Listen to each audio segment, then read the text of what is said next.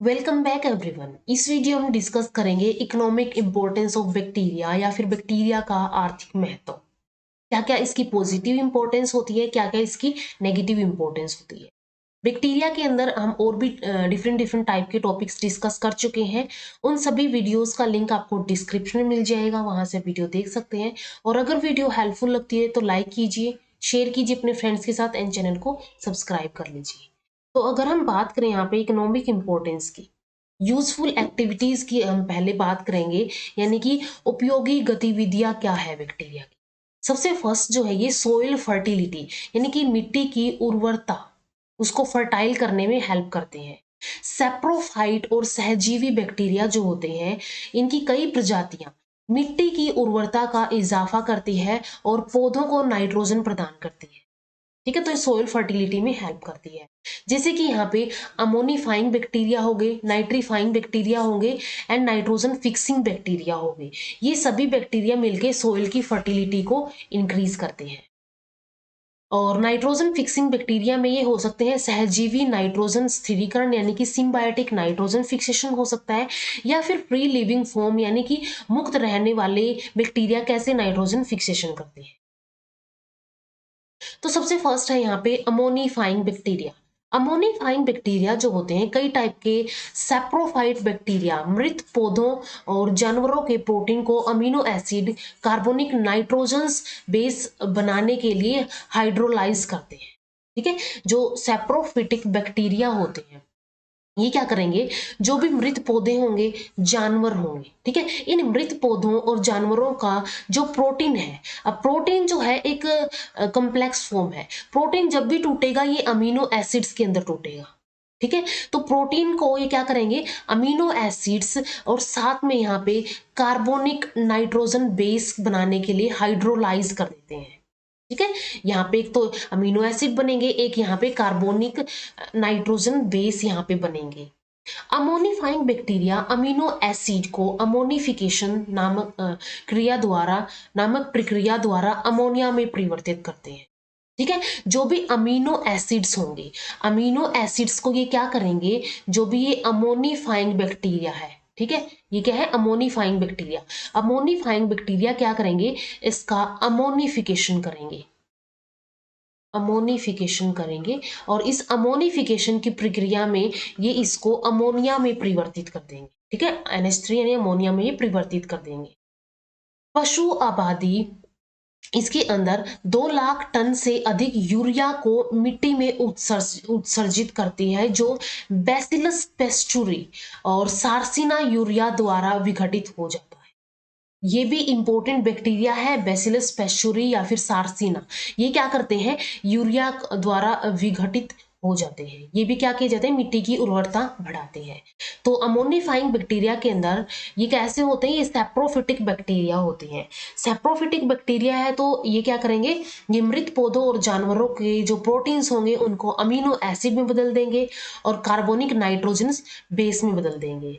इसके बाद अमोनिफाइंग बैक्टीरिया क्या करते हैं, अमीनो एसिड को अमोनिया के अंदर परिवर्तित कर देते हैं।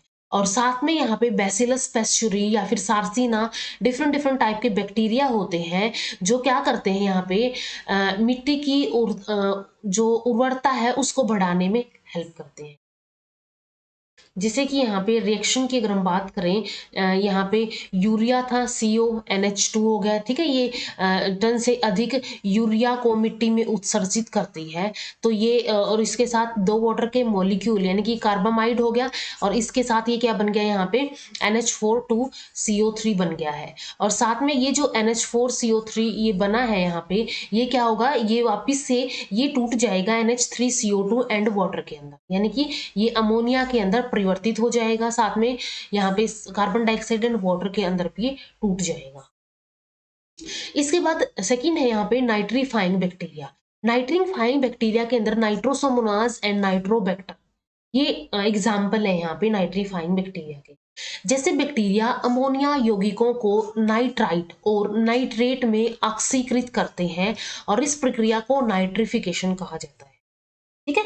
यहाँ पे क्या होगा, नाइट्रीफाइंग बैक्टीरिया नाइट्रिफिकेशन करते हैं, एंड यहाँ पे नाइट्रोसोमोनाज और नाइट्रोबैक्टर बैक्टीरिया होते हैं जो कि अमोनिक यौगिकों, ठीक है, जैसे कि ये अमोनिक यौगिक हो गया एक, इनको नाइट्राइट और नाइट्रेट्स में बदल देते हैं। जैसे कि यहाँ पे इस ऑक्सीजन के साथ नाइट्रोसोमोनाज हो गया, ये इसको NO2 और 2H2O में बदल दे रहा है, और N2 हो गया यहाँ पे, और साथ में यहाँ पे ऑक्सीजन हो गई ये, और ऑक्सीजन हो गई तो ये नाइट्रोबैक्टर क्या करेंगे, इसको 2NO3 के अंदर कन्वर्ट कर दे रही है। ठीक है, ये क्या होता है, यहाँ पे नाइट्रिफिकेशन होती है। इसके बाद nitrogen fixing bacteria. Nitrogen fixing bacteria ये क्या होंगे, ये जीवाणु मुक्त नाइट्रोजन को स्थिर करने में, ठीक है, जो कि ये क्या करेंगे, नाइट्रोजन को स्थिर यानी कि नाइट्रोजन का फिक्सेशन करने में सक्षम होते हैं, और ये दो प्रकार के होते हैं। ठीक है, एक होते हैं सिम्बायोटिक, एक होते हैं फ्री लिविंग। तो सबसे पहले क्या होंगे, सिम्बायोटिक नाइट्रोजन फिक्सेशन, यानी कि सहजीवी नाइट्रोजन स्थिरीकरण में जो बैक्टीरिया होंगी। तो इसके अंदर ग्राम नेगेटिव बैक्टीरिया में सहजीवी नाइट्रोजन फिक्सिंग बैक्टीरिया जैसे कि राइजोबियम शामिल है। ठीक है, राइजोबियम यहाँ पे क्या है, एक सिम्बायोटिक नाइट्रोजन फिक्सिंग बैक्टीरिया है। तो ये राइजोबियम क्या करता है, नाइट्रोजन को फिक्स करने में हेल्प करता है। जैसे कि अगर हम बात करें, नाइट्रोजन जो है वो एटमॉस्फेयर के अंदर इस फॉर्म में प्रेजेंट होगी।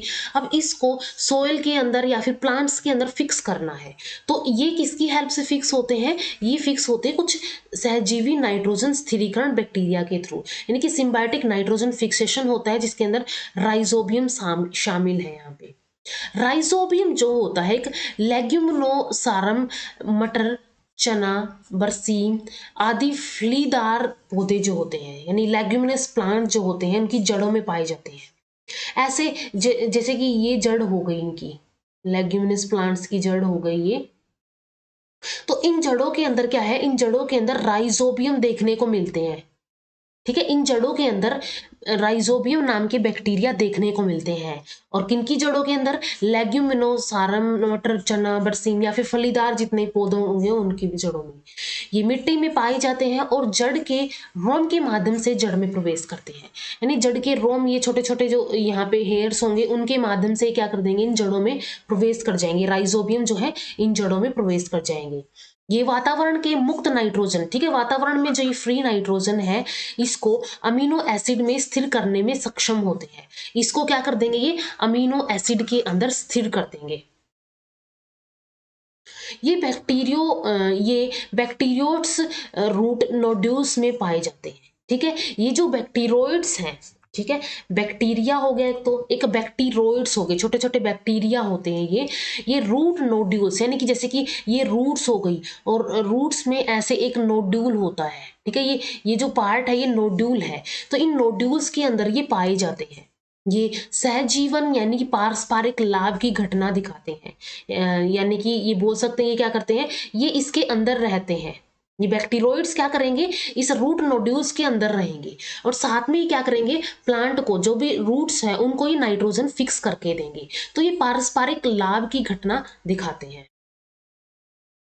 ये जीवाणु इन जड़ों के मरने के बाद नाइट्रेट्स डालकर मिट्टी की उर्वरता बढ़ाते हैं। ठीक है, जो ये जीवाणु है जैसे राइजोबियम हो गया, ये क्या करते हैं, इन जड़ों के मरने के बाद नाइट्रेट्स डालकर मिट्टी की उर्वरता बढ़ाते हैं। ठीक है, ये क्या कर देंगे, लाइक नाइट्रोजन इन्होंने लिया था तो ये बाद में नाइट्रेट्स में कन्वर्ट कर देंगे, और ये नाइट्रेट्स क्या कर दिए जाएंगे, ये नाइट्रेट्स इसकी उर्वरता बढ़ाएंगे। नाइट्रोजन से भरपूर होने के कारण फलीदार पौधे फसल चक्कर और हरी खाद के माध्यम से मिट्टी की उर्वरता बढ़ाते हैं। ठीक है, जो भी फलीदार पौधे हैं, कई बार क्या किया जाता है, क्रॉप रोटेशन होती है जैसे, तो उसके बीच में एक एक फसल काटने के बाद कुछ फलीदार लेग्यूमिनस प्लांट वहां पे उगाए जाते हैं, ताकि वो क्या कर वो जो फलीदार पौधे हैं वो क्या करें, मिट्टी की उर्वरता बढ़ा देते हैं। मिट्टी की उर्वरता कैसे बढ़ाएंगे, जैसे कि उनकी नोडूल्स के अंदर या फिर उनकी रूट्स के अंदर यहाँ पे राइजोबियम बैक्टीरिया होंगे या फिर बैक्टीरोइड्स होंगे, जो क्या करेंगे, बैक्टीरिया की जो क्या करेंगे, नाइट्रोजन की एटमॉस्फेरिक नाइट्रोजन को फिक्स करेंगे अमीनो एसिड में, और ये अमीनो एसिड्स क्या कर देंगे, नाइट्रेट्स के अंदर कन्वर्ट हो जाएंगे, और नाइट्रेट्स की वजह से यहाँ पे क्या हो जाएगा, मिट्टी की उर्वरता बढ़ जाएगी। फसल चक्कर के मुख्य फसल जैसे गेहूं हो गई, इसके बीच में कोई भी दलहनी फसल उगाई जाती है, ठीक है। जैसे फलीदार पौधे हो गए, लेग्यूमिनस प्लांट हो गए, वो उगाए जाते हैं ताकि मिट्टी की उर्वरता बनी रहे। हरी खाद में बड़ी फसल के बाद कोई भी दलहनी फसल उगाई जाती है। एक विशेष समय के बाद जब जड़ पर पर्याप्त गांठें विकसित हो जाती है, ठीक है, इसकी जड़ के ऊपर ये नोड्यूल्स बन जाएंगे, विकसित हो जाएंगी, तो फलीदार पौधे के साथ मिट्टी की जुताई कर दी जाती है। यानी कि इनको हार्वेस्ट नहीं किया जाता है, इन पौधों के साथ ही इनको क्या कर दिया जाएगा, इनकी जुताई कर दी जाएगी ताकि ये सोइल के अंदर यानी उसी मिट्टी के अंदर मिल जाए, क्योंकि इसके अंदर जो यहाँ पे नोड्यूल्स बन गए हैं, गांठें हैं, वो विकसित हो गई है और उसके अंदर पर्याप्त मात्रा में यहाँ पे हम बोल सकते हैं कि वहाँ पे ये नाइट्रेट्स यहाँ पे प्रेजेंट होंगे। तो इस वे में जो ये सहजीवी नाइट्रोजन स्थिरीकरण है, फिर सिम्बायोटिक नाइट्रोजन फिक्सेशन होता है और ये ऑटोमेटिकली मिट्टी की उर्वरता बढ़ाने में हेल्प करते हैं। नंबर सेकंड टाइप का है यहाँ पे फ्री लिविंग फॉर्म, यानी कि मुक्त रहने वाले रूप में जो कैसे होता है यहाँ पे मिट्टी की उर्वरता इस प्रकार में, जैसे कि एजेटोबैक्टर हो गया, मिट्टी में सैप्रोफाइट के रूप में मुक्त रूप से पाया जाता है, ठीक है। मिट्टी में सैप्रोफाइट रूप से के रूप में मुक्त रूप से ये पाया जाएगा। ये अमीनो एसिड और प्रोटीन में वायुमंडलीय नाइट्रोजन को भी ठीक करते हैं, यानी कि बैलेंस बना के रखते हैं ये। ऐसा अनुमान है कि ऐसे बैक्टीरिया 5 से 25 किलोग्राम नाइट्रोजन प्रति एकड़ प्रति वर्ष जोड़ने में सक्षम होते हैं, ठीक है। 5 से 25 किलोग्राम नाइट्रोजन प्रति एकड़, 1 एकड़ में प्रति वर्ष ये इतनी नाइट्रोजन को क्या कर देते हैं, जोड़ने में या फिर फिक्स करने में सक्षम होते हैं। तो बहुत ही इंपॉर्टेंट रोल है इन बैक्टीरियाज का मिट्टी की उर्वरता बढ़ाने में। नंबर सेकंड इसकी इंपॉर्टेंस है इंडस्ट्री के अंदर, उद्योग के अंदर इसका क्या महत्व है। इसके अंदर सबसे फर्स्ट है तंबाकू और चाय का इलाज, यानी कि यहाँ पे कर्निंग ऑफ टबैको और टी हो गई। तो इसके अंदर यहाँ पे क्या होगा, जो तंबाकू है और चाय की पत्तियों में सूक्ष्म जीवों की नियंत्रित गतिविधि द्वारा इलाज किया जाता है, ठीक है। सूक्ष्म जीवों की नियंत्रित गतिविधि की जाती है और उसकी हेल्प से इनका इलाज किया जाता है। इन उत्पादों का विशिष्ट रंग, स्वाद, सुगंध पकने और पकने की प्रक्रिया की सफलता पर निर्भर करता है कि किस जो है इनका जो रंग है, इनका स्वाद है, इनकी सुगंध है या फिर इनकी पकने की प्रक्रिया है, उन सब चीजों पे इनकी सफलता पर निर्भर करता है। तो ये जो है ये कुछ सूक्ष्म जीव यानी कि कुछ बैक्टीरिया या फिर हम बोल सकते हैं माइक्रोब्स, ये क्या हेल्प करते हैं, ये हेल्प करते हैं इंडस्ट्रीज के अंदर। सिरका के अंदर कैसे होगा, विनेगर बैसिलस एसिटी चीनी के घोल को सिरके में बदल देता है, ठीक है। चीनी का घोल जो होगा, शुगर सोल्यूशन होगा, उसको क्या कर देगा, ये बैसिलस एसिटी इसको विनेगर में बदल देगा। फाइबर सुधार यानी कि फाइबर रेटिंग जो होती है, रेशों के क्षय में जीवाणुओं की क्रिया के कारण पौधों के उत्तकों में तंतुओं का पृथक्करण होता है, जैसे सन, भांग, जूट, नारियल के रेशे पौधों के विशिष्ट भागों को स्थिर पानी में डुबोकर प्राप्त किए जाते हैं, जहां जीवाणु तंतुओं के क्षय के कारण बनता है, ठीक है। यानी जीवाणु तंतु क्या हो जाएंगे, यहाँ पे डिके हो जाएंगे और उसकी वजह से ये बनेंगे।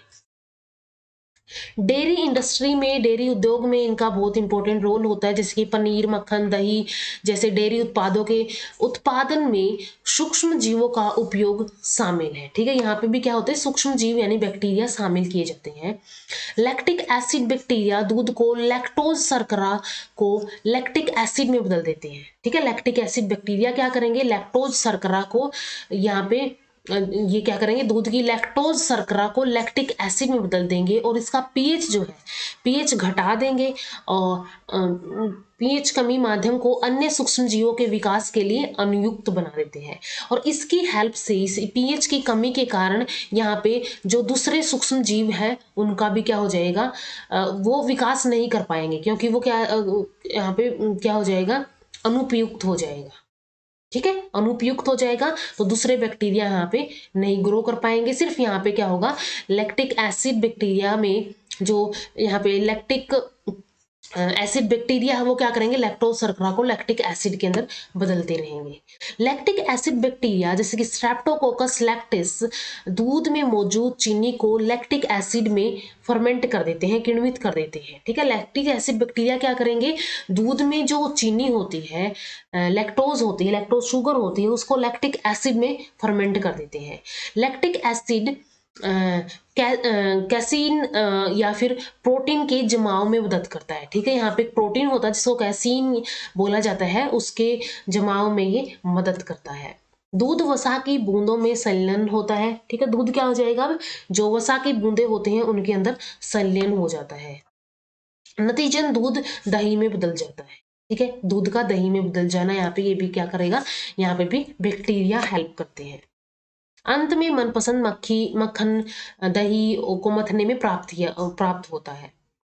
इसके बाद इसकी लेदर टैनिंग में इसकी यूज होता है, जैसे कि चर्म शोधन कारखाने जो होते हैं, खाल को सुखाने, नमकीन बनाने, साफ करने के बाद विशिष्ट जीवाणुओं वाले तरल पदार्थों का संसाधित किया जाता है और इनको किण्वित के लिए बनाया जाता है, इनको फिर फर्मेंट किया जाता है। तो इसमें भी बैक्टीरिया हेल्प करते हैं। इससे त्वचा से चिपके ऊतकों का विनाश होता है। ठीक है, जो भी त्वचा से चिपके हुए ऊतक है, जो भी यहाँ पे खाल हो गई, उनसे चिपके हुए ऊतक है, उन वो क्या हो जाएंगे, नष्ट हो जाएंगे। शराब और एसीटोन निर्माण में, यानी कि अल्कोहल और एसीटोन मैन्युफैक्चर किया जाता है। ब्यूटाइल अल्कोहल जो हो गया या फिर एसीटोन गुड़ पर बैक्टीरिया की क्रिया द्वारा निर्मित किए जाते हैं। ठीक है, ब्यूटाइल अल्कोहल हो गया या फिर एसीटोन गुड़ हो गया, ये किसकी हेल्प से, बैक्टीरिया की हेल्प से निर्मित किए जाते हैं। इसके बाद इसका नेक्स्ट यूज है मेडिसिन के अंदर, औषधीय इसका यूज होता है।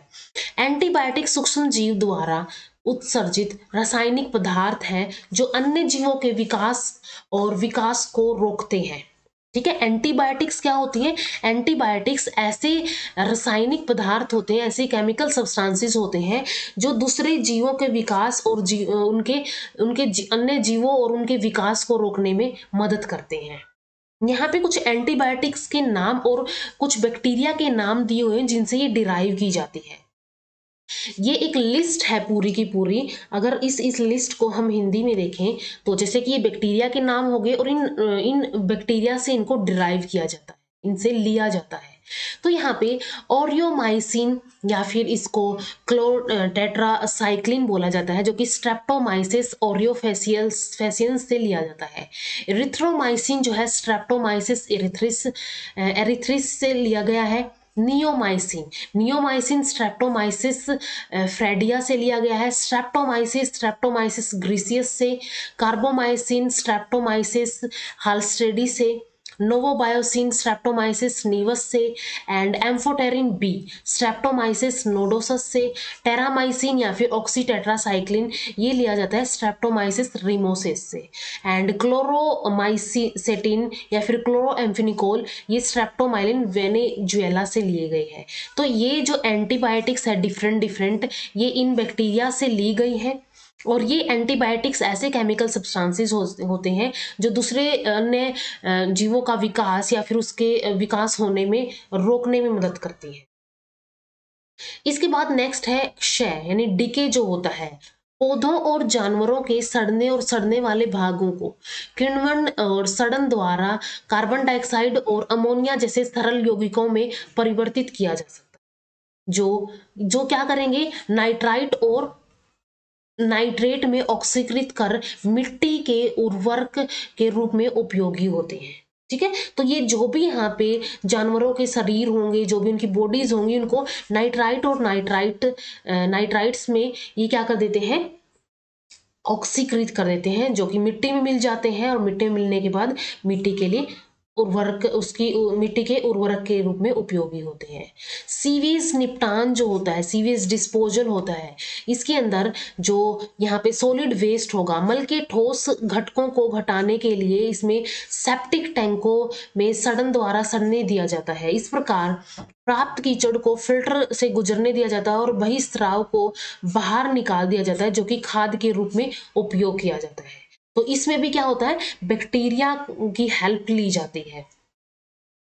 इसके बाद नेक्स्ट आता है, ये सारी की सारी लाभदायक एक्टिविटीज थी, लाभदायक गतिविधियां थी। इसके बाद इस बैक्टीरिया की आती है हानिकारक गतिविधियां।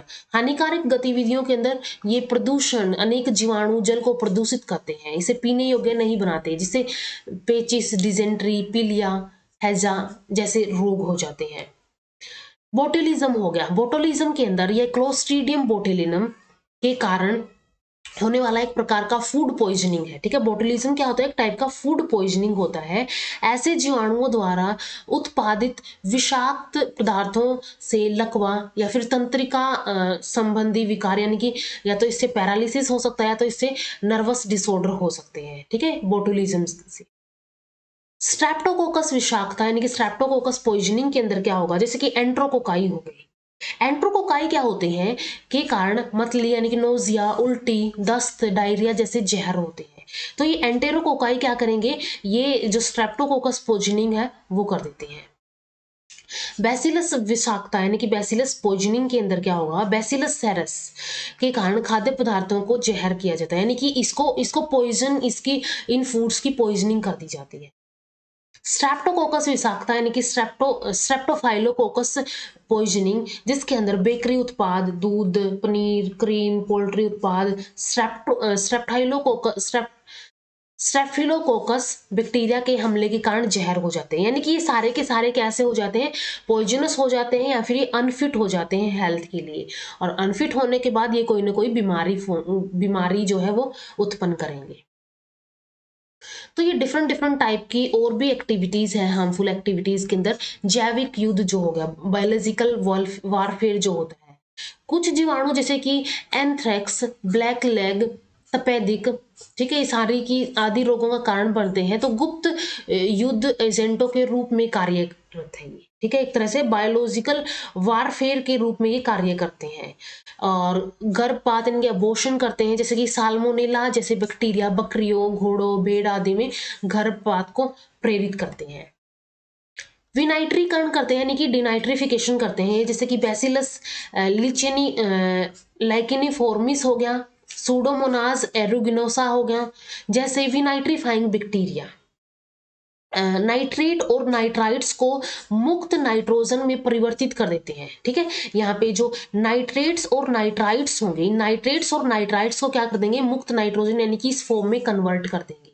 इस प्रकार विनाइट्रीकरण की प्रक्रिया के जिम्मेदार होते हैं और इस प्रकार मिट्टी में आवश्यक पोषक तत्वों जैसे नाइट्रोजन के प्रयोग के रूप में समाप्त हो जाते हैं। ये जो वैसे तो ये देखा था हमने कि जो एटमॉस्फेरिक नाइट्रोजन होती है वो नाइट्रेट्स और नाइट्राइट्स इनके अंदर कन्वर्ट करके ये क्या की जाती है? मिट्टी की उर्वरता बढ़ाते हैं।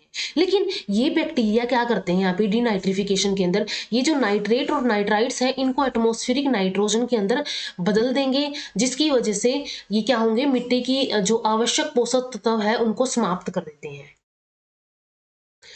यहाँ पे कुछ ये लिस्ट है human diseases caused by bacteria. ठीक है, जो मानव को डिजीज होती है, जैसे कि इसके अंदर यहाँ पे हो गया एंथ्रेक्स हो गया, बिसहरिया हो गया जो कि कैटल के अंदर होती है और ये बैसिलस एंथ्रेसिस से कोज होती है।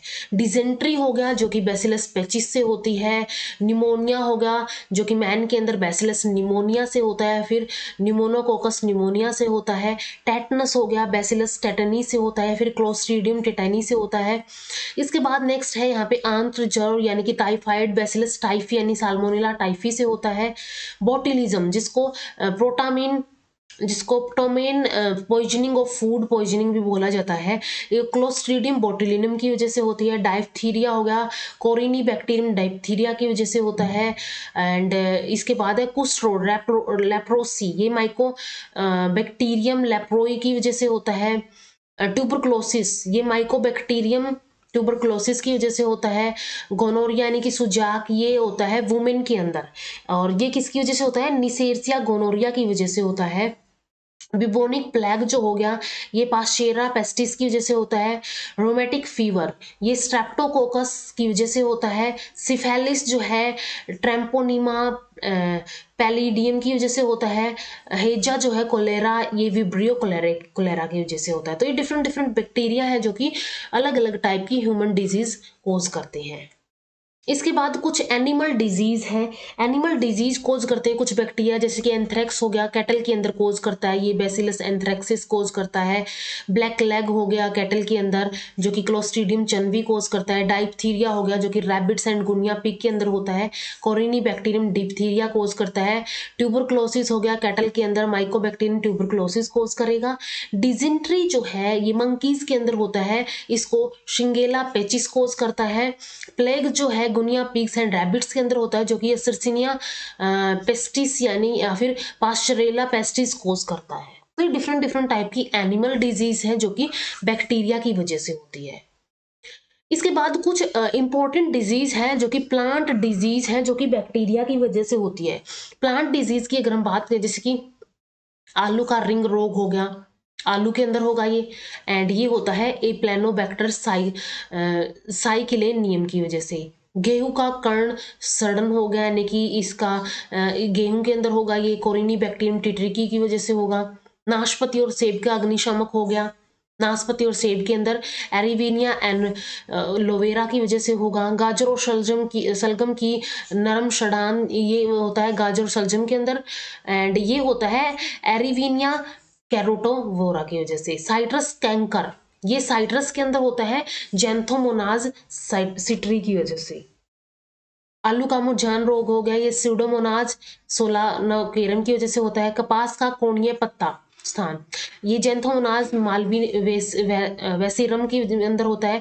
धान का झुलस रोग चावल के अंदर होता है, यानी धान के अंदर होगा जेंथोमोनाज ओरिजी के अंदर। गन्ने का लाल पट्टी जो कि गन्ने के अंदर होगा जेंथोमोनाज रुबिलियंस की वजह से होगा। और मक्का का मुरझान रोग जो कि जेंथोमोनाज स्टीवर्टी की वजह से होगा। तो ये डिफरेंट डिफरेंट प्लांट डिजीजेज हैं जो कि बैक्टीरिया कोज करते हैं। ये कोजल ऑर्गेनिज्म है, ये डिफरेंट डिफरेंट बैक्टीरिया है जो इन डिजीज को कोज करते हैं, और ये क्या हो गई डिजीज हो गई। तो यहाँ पे हमने डिफरेंट डिफरेंट टाइप की यूजफुल एंड हार्मफुल एक्टिविटीज के बारे में डिस्कस कर लिया है। तो इस वीडियो में इतना ही, मिलते हैं नेक्स्ट वीडियो के अंदर। एंड अगर वीडियो हेल्पफुल लगी हो तो लाइक कीजिए, शेयर कीजिए अपने फ्रेंड्स के साथ, इन चैनल को सब्सक्राइब कर लीजिए। Thank you so much.